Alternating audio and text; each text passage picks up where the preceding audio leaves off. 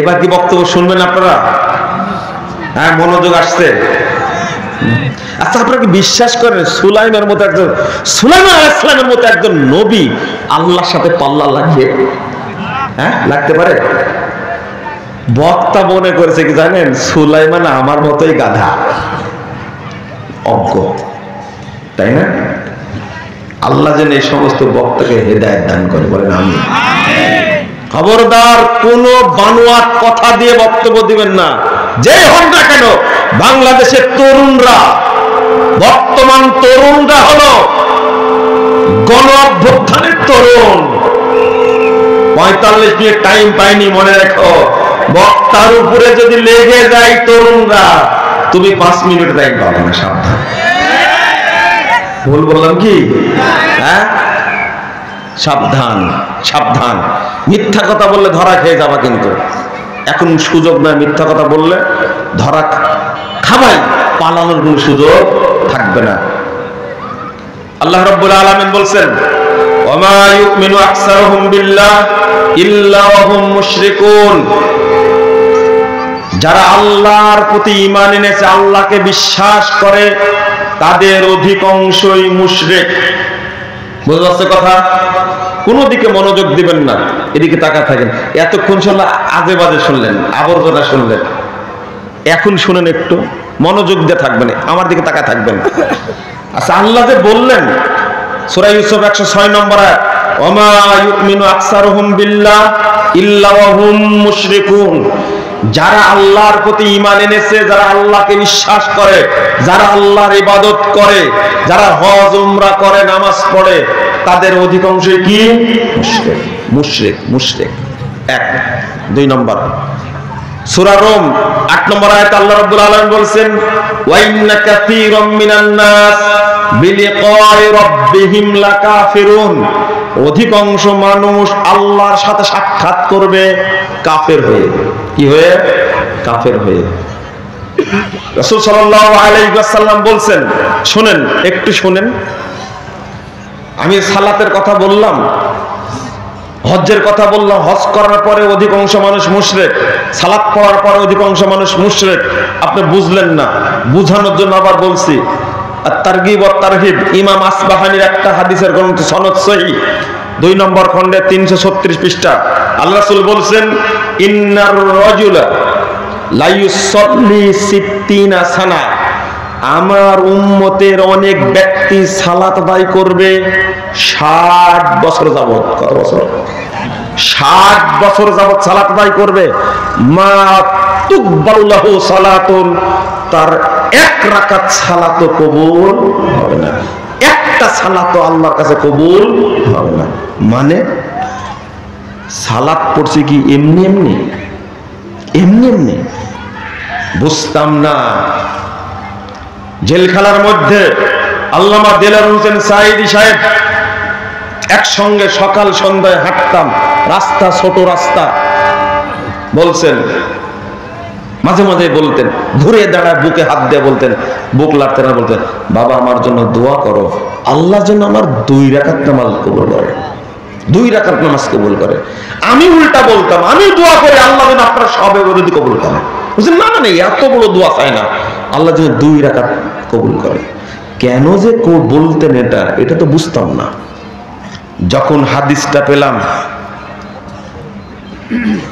ইমাম সদরুদ্দিন আত-তিউরিয়াত 410 নম্বর হাদিস, সনদ সহিহ। আল্লাহ রাসূল বলেন, আউয়ালু মা ইউসাল্লু আবদু ওয়া ইউহাসাবু বিহি সালাতু। বান্দাকে কাল কিয়ামতের মাঠে প্রথম হিসাব নেওয়া হবে সালাতের। প্রথম হিসাব নেওয়া হবে সালাতের। তাকে জিজ্ঞেস করা হবে, ফাইন কুবিলা মিনহু কুবিলা সাইরু আমালি। যদি সালাত কবুল হয়ে যায় আল্লাহর কাছে, তাহলে তার সমস্ত আমল অটো কবুল হয়ে যাবে। অটো। হজ্জের হিসাব হবে না, যাকাতের হিসাব হবে না, সিয়ামের হিসাব হবে না। সালাত যদি কবুল হয়ে যায়, অন্য সমস্ত আমল আল্লাহ অটো কবুল করবেন। কবুল হওয়া কত জরুরি এরপরে বলছেন ওয়াইন রুদ্দা, সালাত যদি বাতিল হয়ে যায়, সালাত যদি প্রত্যাখ্যাত হয়ে যায়, রুদ্দা আলাইহি সাইরু আমালি, জীবনে যত আমল করেছে সব আমল তার উপরে নিক্ষেপ করা হবে। এত জোরে নিক্ষেপ করবেন আল্লাহ, ও জাহান্নামের সবচেয়ে নিচে পড়ে যাবে। নাউযুবিল্লাহ, আস্তাগফিরুল্লাহ, আস্তাগফিরুল্লাহ। শুনেন কবুল হওয়া কত জরুরি। অথচ আল্লাহ রাসূল বলছেন আমার উম্মতের অধিকাংশ মানুষ সালাত আদায় করবে, লাইসাল্লি 60 সানা, 60 বছর যাবত সালাত আদায় করবে, মা তুকবালু লাহু সালাতুন, তার কোনো সালাত কবুল করা হবে না। এটা আল্লাহর নবী বলছেন। আপনাদের 60 বছর বয়স হয়নি, অনেকের হয়েছে, আপনি চিন্তাও করেননি। কেন এই কথাটা বললেন আল্লাহ রাসূল? তাহলে সালাত পড়েন কবুল হয় না। আল্লাহ রাসূল বলছেন, শুনে রাখো সাহাবীরা, ইয়াতি আলান নাসে জামান, মানুষের সামনে একটা যুগ আসবে, একটা সময় আসবে, ইয়াস্তামিউনা ওয়া ইয়াসাল্লুনা ফিল মাসাজিদ, মানুষ দৌড় দিয়ে গিয়ে জমা হবে, দলে দলে মসজিদে যাবে, ঢুকবে, সালাত আদায় করবে। বাংলাদেশের প্রত্যেকটা মসজিদ, পৃথিবীর প্রত্যেকটা মসজিদ মুসল্লি দ্বারা পূর্ণ থাকবে, ওয়ালাইসা ফীহিম মুমিন, কিন্তু কোন মসজিদে একজন ইমানদার পাওয়া যাবে না। আমি যে কিছুক্ষণ আগে বললাম যে হজ করবে, সালাত পড়বে, কিন্তু কি বেঈমান, ঈমান থাকবে না, মুশরিক। কি মুশরিক, কাফের। নামাজ পড়বে কিন্তু কাফের, হজ করবে কিন্তু কি কাফের। বুঝে আসছে না মনে হয় কথা, তাই না? আপনারা কি বুঝতে পারছেন কথা? সালাত কখনো প্রমাণ করে না আপনি ঈমানদার, এটা প্রমাণ। সব মুসল্লি কিন্তু সব বেঈমান। তাহলে সালাত কি প্রমাণ করে আপনি একজন মুমিন? বুঝেননি কথা। হজ কি প্রমাণ করে আপনি একজন মুমিন? না। যদি আপনি মুমিন প্রমাণ করতে চান তা আব্দুল মুত্তালিবকে জিজ্ঞেস করেন। আব্দুল মুত্তালিব প্রতি বছর হজ করত, উমরা করত, সমস্ত হাজিকে ফ্রি খাওয়াতো। কি আব্দুল মুত্তালিব এখন আছে কোথায়? তার ঈমানটা কত শক্ত ছিল আব্দুল মুত্তালিবের। আব্রাহার লোকেরা আব্দুল মুত্তালিবের উটগুলো নিয়ে চুরি করে নিয়ে গেছে। আব্দুল মুত্তালিব গিয়ে আব্রাহাকে বলছে, তোমার লোকেরা আমার উট চুরি করে নিয়ে আসছে, উটগুলো আমাকে দিয়ে দাও। আব্রাহা বলছে, আব্দুল মুত্তালিব, আমি জানি তুমি কাবার মুতল্লি, মক্কার নেতা, কুরাইশ বংশের নেতা। আমি আসছি কাবা ভাঙতে, আর তুমি আসছো উট নিতে। তুমি একটা স্বার্থপর, কিসের নেতা তুমি? আব্দুল মুত্তালিব বলেছিল, আব্রাহা, উটের মালিক আমি, কাবার মালিক আল্লাহ। আমার উটগুলো আমাকে দিয়ে দাও, কাবার মালিক কাবা রক্ষা করবেন। কথা কি বুঝতে পেরেছেন? হ্যাঁ, ওই ঈমান আপনার মধ্যে আছে? বলেন তো আব্দুল মুত্তালিব কোথায় আছে? আবু তালেব যতদিন বেঁচে ছিল ততদিন মুহাম্মদ সাল্লাল্লাহু আলাইহি সাল্লামকে চোখ রাঙানি কথা বলতে পারেনি, মারা তো দূরের কথা, তার দিকে তাকাতেও পারেনি। সেই আবু তালেব এত ফ্রেশ মানুষ, এত গ্রহণযোগ্য, এত সৎ মানুষ, কাবার মুতল্লি, এই মানুষটা হজ করতো, উমরা করতো, তওয়াফ করতো, সাফা মারওয়া সাই করতো, হাজিদের খাওয়াতো, আল্লাহর নবীকে পাহারা দিত। বলেন তো আছে কোথায়?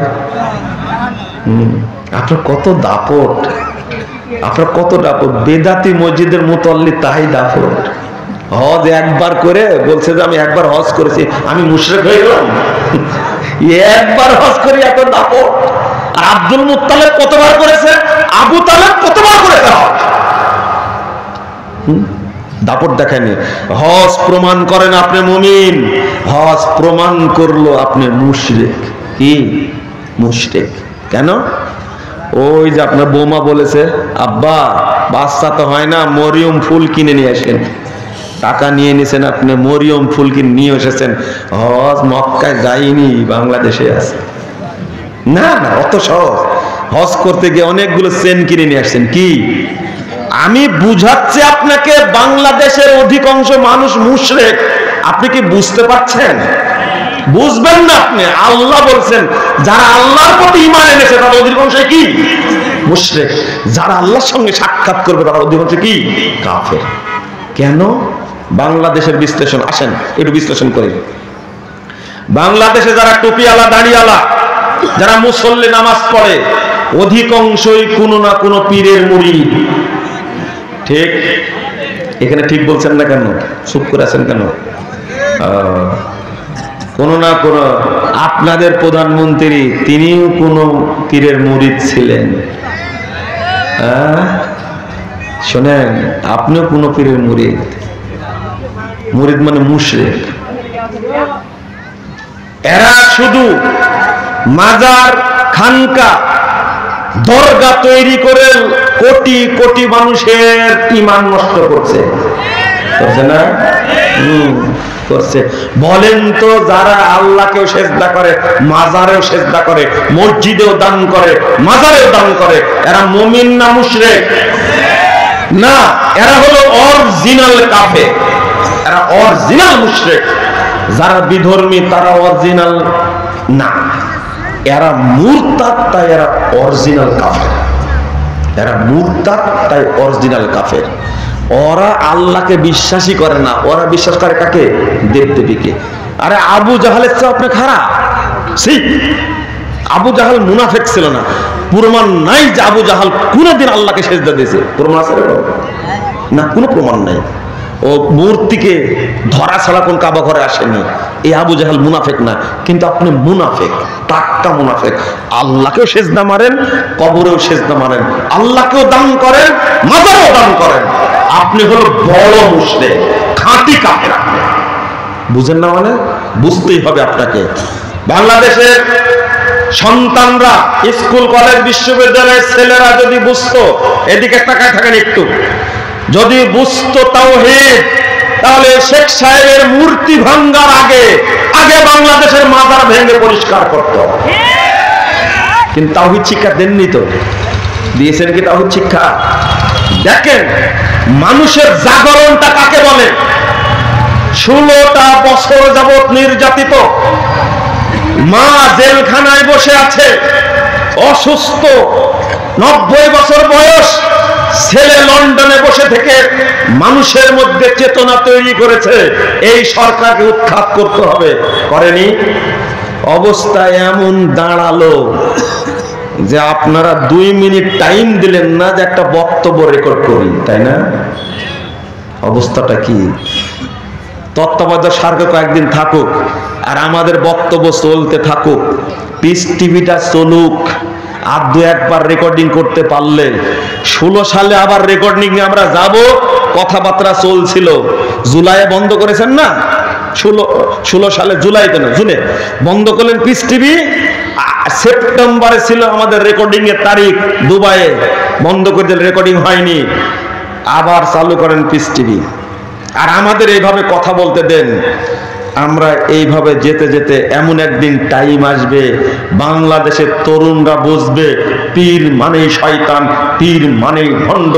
যত আস্তানা, খানকা আছে, দরগা আছে, একে ভেঙ্গে চুরমার করতে হবে।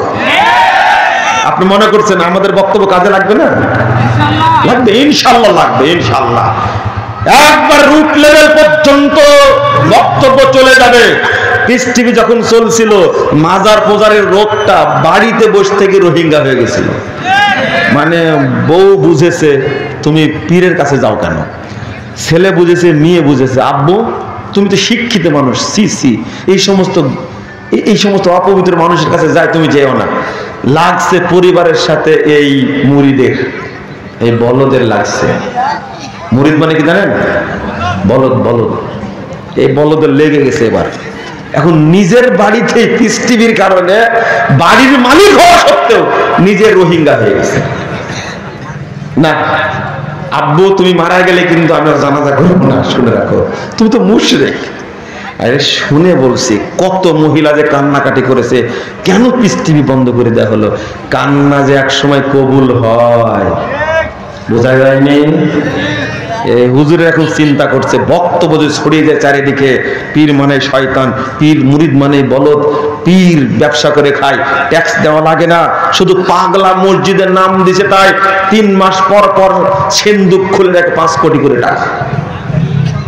এরা যারা দান করে তারা মুমিন না মুশরিক? মুশরিক, মুশরিক।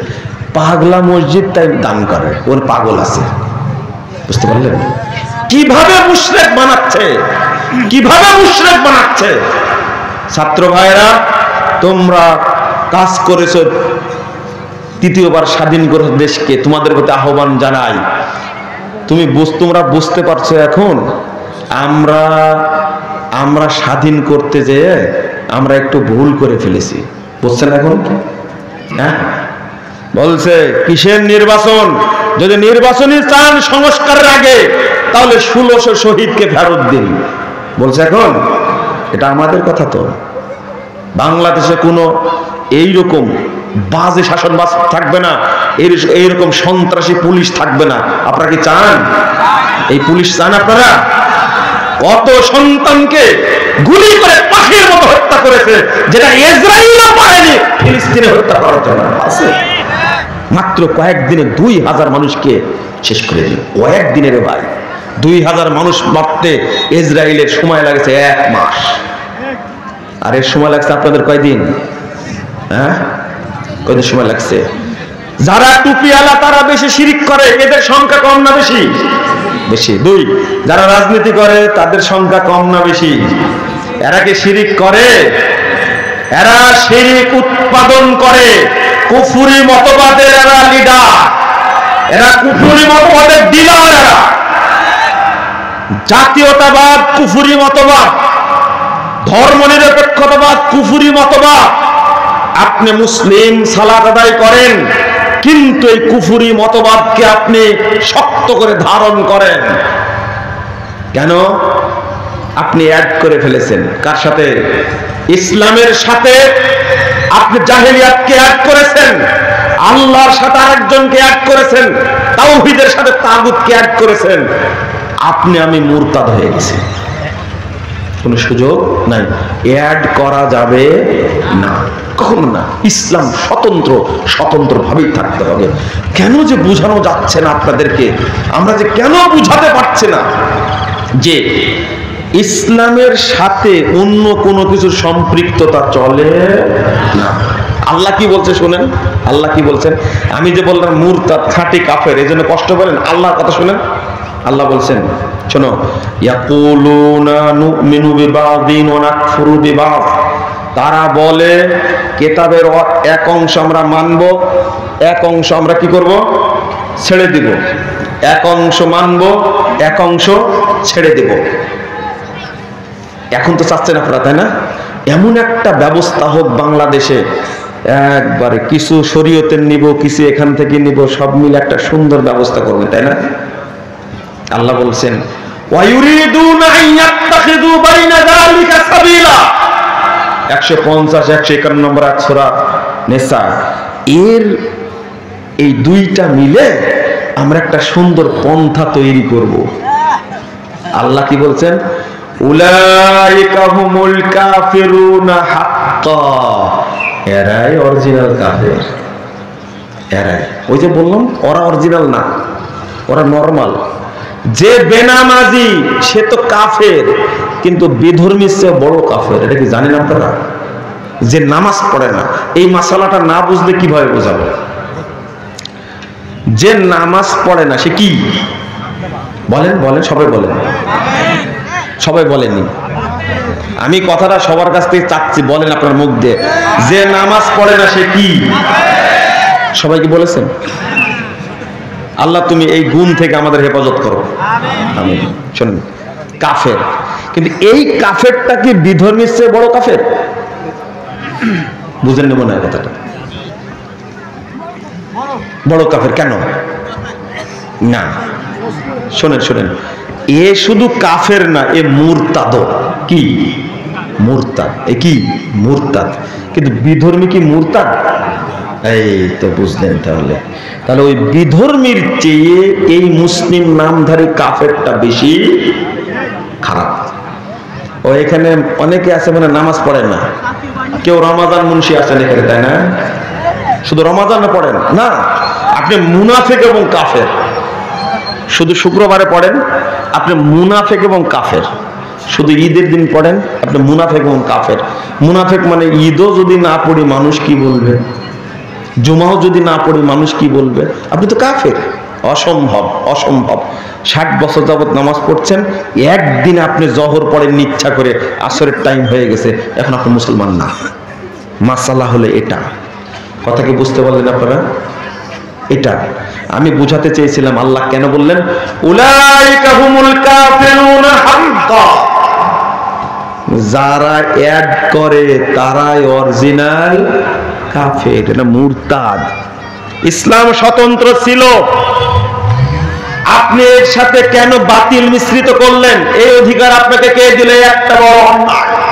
আল্লাহ বলছেন ওয়ালা তালবিসুল হাক্কা বিল বাতিল, তোমরা হককে বাতিলের সাথে মিশ্রিত করো না। মিশালেন কেন আপনি?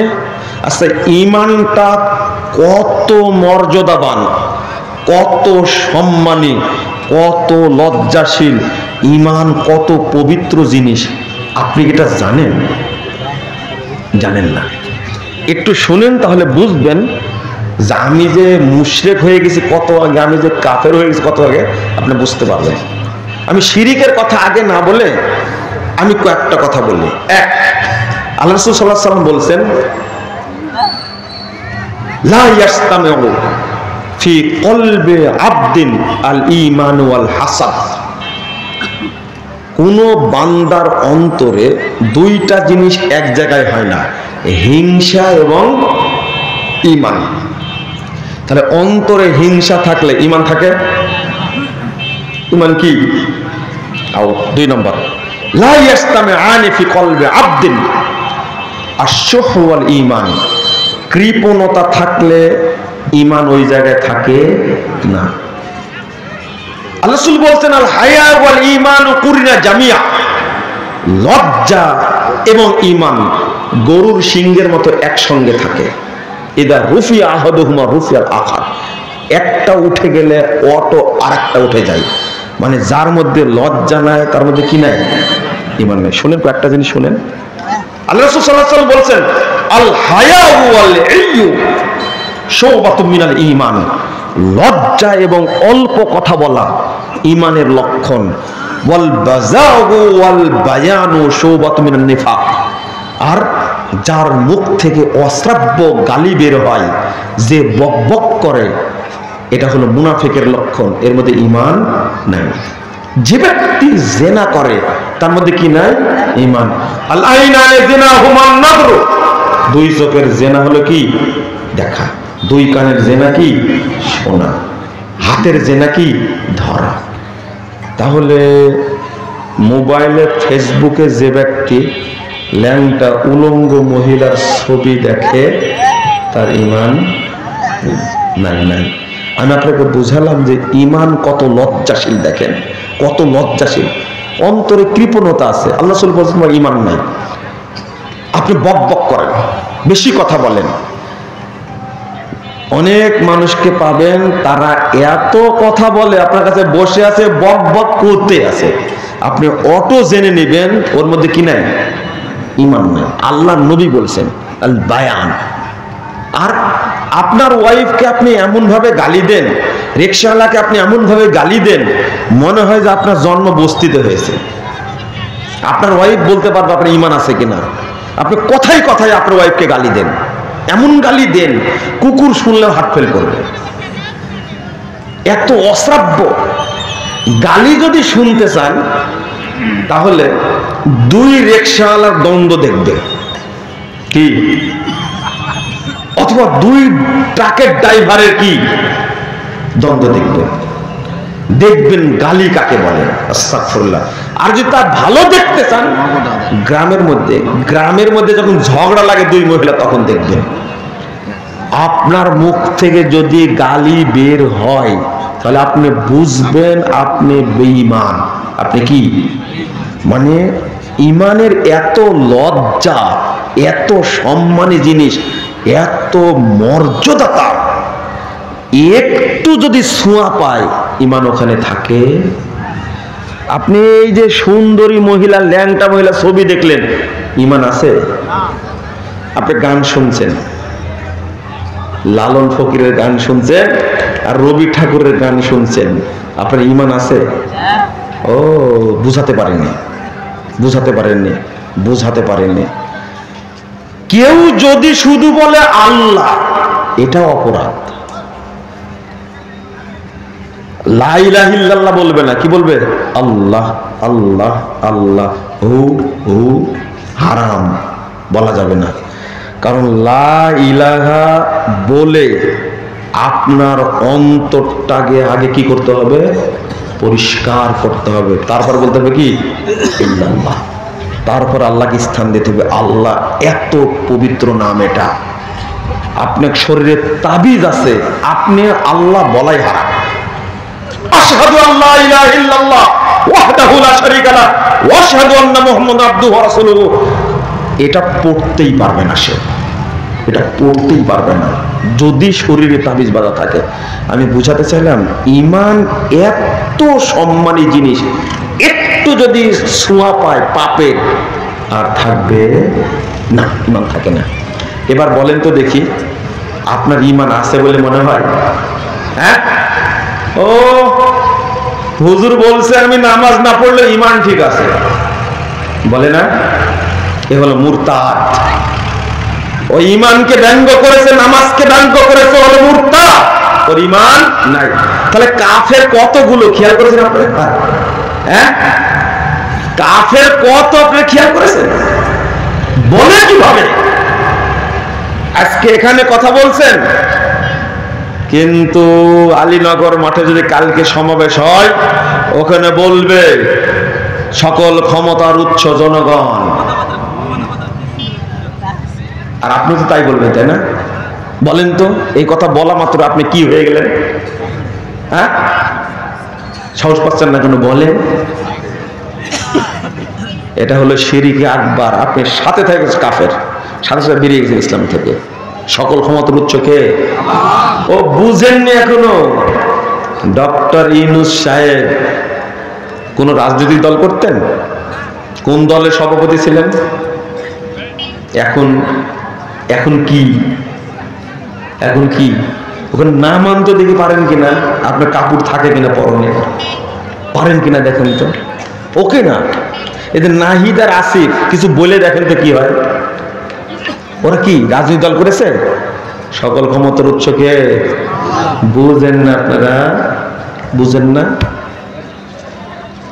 2024 সালে 7 জানুয়ারি নির্বাচন পৃথিবীর ইতিহাসে সর্বশ্রেষ্ঠ ফ্রেশ নির্বাচন, তাই না?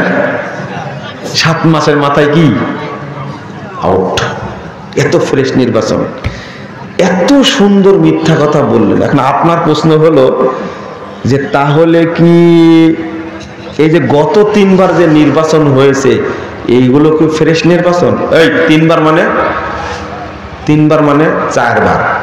কয়বার? 8 সালে, 14 সালে, আর কি 18 সালে, আর কি 24 সালে। এই সব নির্বাচন হয়েছে ভুয়া নির্বাচন। আবার ঠিক বলে, নিজেরাই ভোট দিয়েছে বলে ঠিক। ভুয়া নির্বাচন। 7 জানুয়ারিতে আমি ছিলাম, দেখি কেমন ভোট হয়। আমি প্রত্যেকটা কথা বলছি বুঝার জন্য, এমনি কোনো কথা বলিনি, উদ্দেশ্য আছে। আমি এর আগে উদাহরণ দিলাম, লন্ডনে বসে থেকে মানুষকে খালি আহ্বান করেছে নির্বাচনে যাবেন না। গেছিলেন আপনি? গেছিলেন? চান না আপনি নির্বাচনে? আমি আপনাকে দেখছি তো 7 জানুয়ারি ঢাকায়, দেখে খুঁজে দেখছি ভোট কেন্দ্রে মানুষ নেই, কুত্তাই শুধু বেশি। সবচেয়ে ফ্রেশ নির্বাচন হয়েছে। শোনেন শোনেন, কেন? এই কেন বর্জন করেছেন? কি করেছেন? বর্জন করেছেন। এইটার নাম হলো বিপ্লব। এই নির্বাচন কাউকে দেখাতে পারেনি, এটা হলো বিপ্লব। দুনিয়ার স্বার্থে রাজনীতি করতে গিয়ে যদি সবাই একমত হতে পারে মুসলিমরা, তাহলে দিনের স্বার্থে, পরকালের স্বার্থে স্বার্থে জাহেলিয়াতকে, কুফরি মতবাদকে দূর করব, এই লক্ষ্যে কি আপনারা একমত হতে পারেন না? আমি একটা কথায় বেকুবের মতো বলবো না। আমি উদাহরণ কেন দিচ্ছি, আপনাকে আল্লাহ এই প্রশ্নটাই করবে। তারেক রহমান বলেছিল তোমরা ভোট কেন্দ্রে যাও না, তোমরা যাওনি, সব কুত্তা গেছে, তোমরা যাওনি। এক আওয়ামী লীগের নেতা আমাকে বলছে, ভাষাটা এত সুন্দর করে বলছে, আপনারা বললে মন খারাপ করবে, যে শুয়ারে বাচ্চারা সারা বছর বিরিয়ানি খাইছে, আজকে ভোটটা দিতে আসেন। আমি বলো যে নাউজুবিল্লাহ, আপনি কি বলবেন? বলবো না মানে জানেন না, দেখ দেখ বিরিয়ানি খাইছে, যে ভোটটা দিয়ে ঘুমা, সব ঘরে বসে আছে। কি রাগ, বিরিয়ানিতেও কাজ হয়নি। চিন্তা করেন মানুষের মনোভাব কি।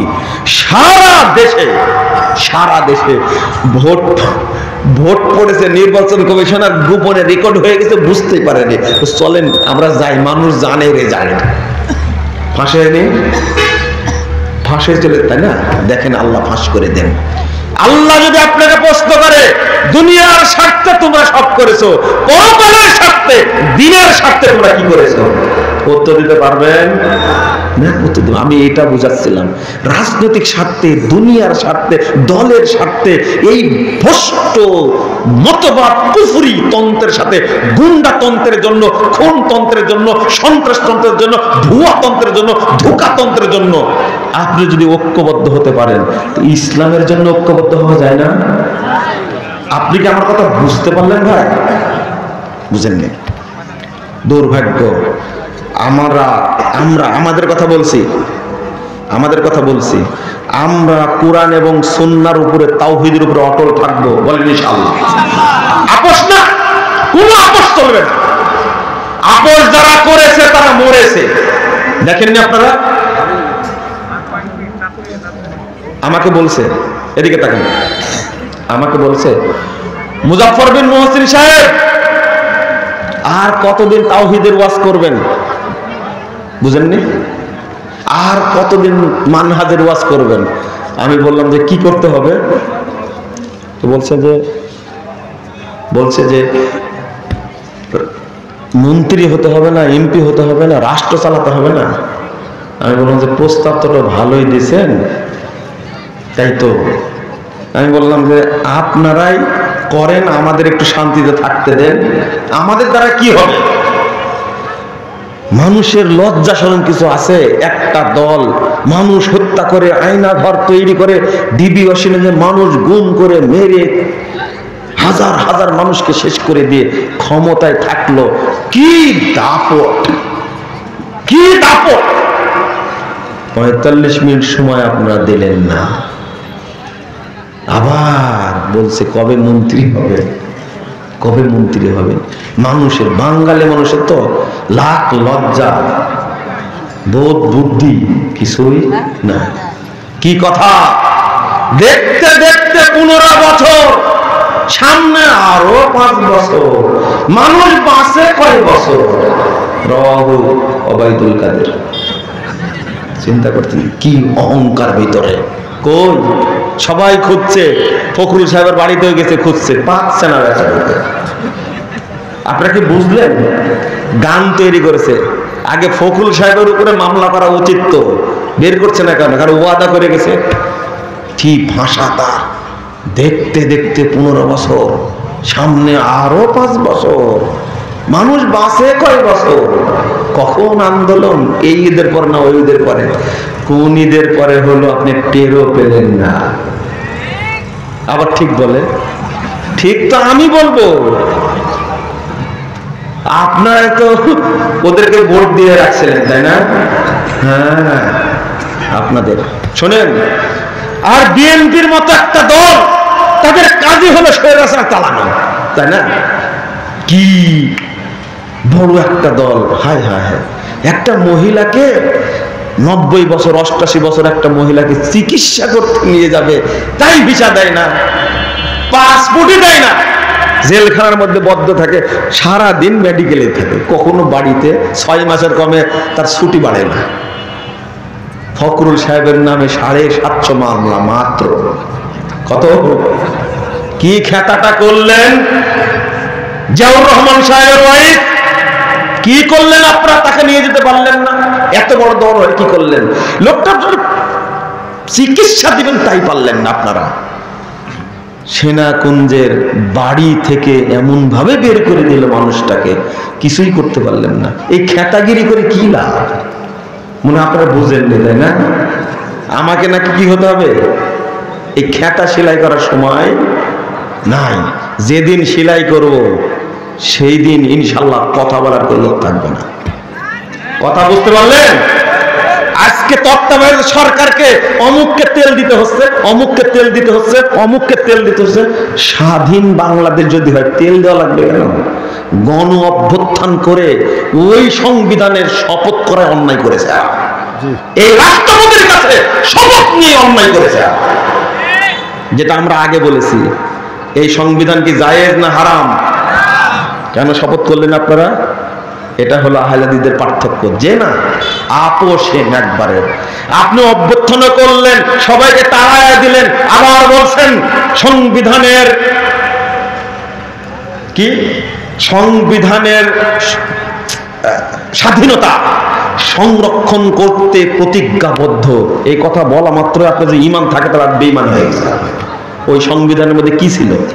কি ছিল সংবিধানের মধ্যে? কথা বুঝেননি কেন? ওপেন মানুষের সামনে শপথ করবে, আমরা শপথ করছি, আল্লাহর রাস্তায় শপথ করছি, এই দেশে আমরা ন্যায় নীতি প্রতিষ্ঠা করব, আমরা এই দেশ কোরআন সুন্নাহ মোতাবেক চালাবো। অন্যের কাছে শপথ করার দরকার আছে? এখন বলতে সংবিধান বাতিল, আরে ছাত্ররা বলছে এই রাষ্ট্রপতি অবৈধকে সরাতেই হবে, বলছে না? এটা কিন্তু ইসলামের সাথে মিল আছে। কেন মানুষকে তেল দিতে হবে? কেন মানুষকে তেল দিতে হবে? মুহাম্মদুর রাসূলুল্লাহ সাল্লাল্লাহু আলাইহি ওয়াসাল্লাম, সাহাবা একরামের রাজনৈতিক রাষ্ট্রিক আদর্শ আমাদের সামনে আছে, এটাতেই চলতে হবে। আবার ওই খেতাগিরি করবেন আপনি? জামাত ইসলামের মতো এত বড় একটা দল দীর্ঘদিন রাজনীতি করছে, ডাগা ডাগা মানুষকে ধরে ফাঁসির কাস্টে ঝুলা ফেললো, কিছুই করতে পারলো না। রায় হলো শুধু সাইদি সাহেবের বিরুদ্ধে 157 জন মানুষ জীবন দিয়েছে, মরেনি তা। আপনি একটা তৈরি করেন একটা সাইদিকে, পারবেন? পারবেন? মীর কাসেম আলীকে তৈরি করেন একটা, পারবেন কিনা? 1000 বছর লাগবে। ফাঁসির কাস্টে ঝোলা শেষ করে দিয়েছে, কিছু করতে পারলেন না কেন? কিছু করতে পারলেন না কেন? এই খেতাগিরি করে কি হবে আমার প্রশ্ন। কিন্তু মুহাম্মদুর রাসূলুল্লাহ সাল্লাল্লাহু আলাইহি সাল্লামকে মক্কি জীবনে টোপ দিয়েছিল, মক্কার 14 জন নেতা টোপ দিয়েছিল, আল্লাহর নবী প্রস্তাবকে প্রত্যাখ্যান করেছিলেন। কিন্তু ওই মানুষটা যখন মদিনায় গেলেন তখন কি রাষ্ট্রনায়ক হলেন না? কেন হলেন? কেন হলেন? আপনি হলেন। যদি মক্কায় তিনি আপোষ করতেন কি কত সুন্দর হতো। আল্লাহর নবী প্রেসিডেন্ট হতেন, প্রধানমন্ত্রী হতেন আবু জাহাল, তারপরে অর্থ উপদেষ্টা হতেন কে? উবাই বিন খালাফ, তারপরে ধর্ম উপদেষ্টা হতেন আবু বকর। এত সুন্দর একটা রাষ্ট্র ব্যবস্থা হতো, সবাইকে তেল দিতে হতো। কি দিতে হতো? এখন তেল দিতে হচ্ছে না। কিন্তু মদিনায় যখন গেলেন, আপোষহীন একাই রাষ্ট্র গঠন করেছেন, কারো বলার কিছু ছিল? যেদিন ওই অবস্থা তৈরি হবে, আজকে অমুক দল এটা বলছে, অমুক দল এটা বলছে, অমুক নির্বাচন দেন, অমুক কিসে কথা বলার লোকই থাকবেন একদিন ইনশাআল্লাহ। আপনারা দোয়া করেন আল্লাহর কাছে, আল্লাহ তুমি আমাদের জন্য একজন রাষ্ট্রনায়ক কবুল করো যিনি এই দেশের তাওহীদ প্রতিষ্ঠা করবেন। বলেন আমিন। দোয়া জীবনে করেছেন? কে বসায় ক্ষমতায়? কে বসায়? ধরে নিয়ে সেই রাষ্ট্রপ্রধান বানান ডক্টর ইউনূস সাহেবকে। আমি কিভাবে বোঝাবো আপনাদেরকে? এই বুঝতেও আপনাদের নাই। ফখরুদ্দিন সাহেবকে কে বসাইছিল? কে বসাইছিল ফখরুদ্দিন সাহেবকে? শেষ করতেই হবে, তাই না? টাইম না একবারে। ঠিক আছে, শেষ করে দিচ্ছি। আমার থিমটা কি বুঝলেন আপনারা? আমি যেটা বুঝাতে চাই বুঝলেন? আপোষ চলবে না। সাইদি সাহেবকে দেখেছি, ওনার একটা বই আছে, আপনারা পড়েন, সিরাতুস সাইয়্যিদুল মুরসালিন। কে কে কে কে পড়েছেন? পড়েননি? বইটা মার্কেটে নাই। শোনেন, ওই বইয়ের কপি কিন্তু আমার কাছে আছে, এটা চেঞ্জ করেন না কিন্তু। এই বইয়ের কপি আমার কাছে আছে, এটা কিন্তু চেঞ্জ করেন না। এই বইয়ের কপি নেওয়ার জন্য র্যাব চেষ্টা করেছে, গোয়েন্দারা চেষ্টা করেছে, ডিজিএফআই, এনএসআই, ডিবি চেষ্টা করেছে, আমার কাছে নিতে পারেনি। আমার কাছে পত্র লিখেছেন 2013 সালে 25শে ডিসেম্বর। পত্রের নাম ছিল ভুল সংশোধনে সফলতা আছে, ব্যর্থতা নেই, লজ্জারও কিছু নেই। এই শিরোনামে পত্র লিখছিলেন জাল হাদিসের কবলে রাসূল সাল্লাল্লাহু আলাইহি ওয়াসাল্লাম সালাত। এই বইটা পড়ে আপনার ওযু নষ্ট হয়ে গেল কেন? আমি যখন বললাম, আমি তো বলিনি ফাঁস হয়ে গেছে, তখন আপনার ওযু নষ্ট হয়ে গেছে। না, সাঈদী সাহেব এটা লিখতেই পারে না, তার সাথে দেখাই হয়নি। সাঈদী সাহেব কি এত ছোট মানুষ? আপনার মতো অহংকারীও না, আপনার মতো বোকাও না। সাঈদী সাহেবের আত্মাটা অনেক বড় ছিল। প্রথম দিন যখন আমাকে সাক্ষাৎ করতে গেছে, বলতে লাগলে কষ্ট হয়। রাত্রির যেদিন তিনি জেলখানায় ছিলেন, আমি সেখানে গেছি, কাশিমপুর কারাগার 1। তখন একটা ব্যাগের মধ্যে করে পাঠায় দিয়েছেন আপেল, বিস্কুট, বেদানা, তারপরে একটা পাঞ্জাবি, একটা গেঞ্জি, একটা পায়জামা। মনে করছেন কতদিন না খেয়ে আছে। পরের দিন আমাকে নিয়ে আসতে পাঠাইছেন। গেছি, সালাম টালাম দিলাম, কিছু মনে করলো না। তো ওই যে ছেলেটা নিতে গেছে বলছে, স্যার ইনি হলেন মুজাফফর বিন মহসিন। তখন ঘুরে এসে একবারে জোরে ধরে বলেছে, আরে বাবা, আমি তো মনে করেছি যে 60-70 বছরের মানুষ। আমি 2014 সালের কথা বলছি, বুঝতে পারলেন? এত স্নেহ করতেন কেন? কেন? আমি তো তার কেউ না, শুধু একটা বই পড়েছেন, আর আপনার ওযু নষ্ট হয়ে গেল, তাই না? সি সি সি, আপনার ওযু নষ্ট হবে কেন? সাঈদী সাহেব 1980 সালে বলেছেন, আল্লামা নাসিরউদ্দিন আলবানীর সালাত শিক্ষা বই দেখে আপনারা সালাত শিখবেন। বলেননি? চিটাগঙ্গের তাফসীর মাহফিলে বলেননি? পড়েননি কেন আলবানীর বই? এখন ওযু নষ্ট হবে কেন আপনার? আলবানীর বইটা পড়ে দেখেন, ওই বইয়ের সাথে তো আমার বইয়ের কোনো দ্বিমত নাই। লিখেছেন ভাষাটা বিপ্লব, এটাই ভুল সংশোধনীয় সফলতা আছে, ব্যর্থতা নেই, লজ্জারও কিছু নেই। এটাই একদিন বাংলাদেশে বাস্তবায়িত হবে ইনশাআল্লাহ। মানুষ ভুল বুঝবে, একদিন সংশোধন হবে ইনশাআল্লাহ। একদিন এই দোয়া তো মানুষের জন্য হবে, একদিন আপনিও সংশোধন হবেন ইনশাআল্লাহ। যদি আপনার টার্গেট জান্নাত থাকে, যদি আপনার টার্গেট দুনিয়া না হয়, দিন যদি হয়, আল্লাহ আপনাকে হেদায়েত দেবেন ইনশাআল্লাহ। ইনশাআল্লাহ আল্লাহ যেন আমাদের কবুল করে, বলেন আমিন। কথা কি বুঝতে পারলেন আপনারা?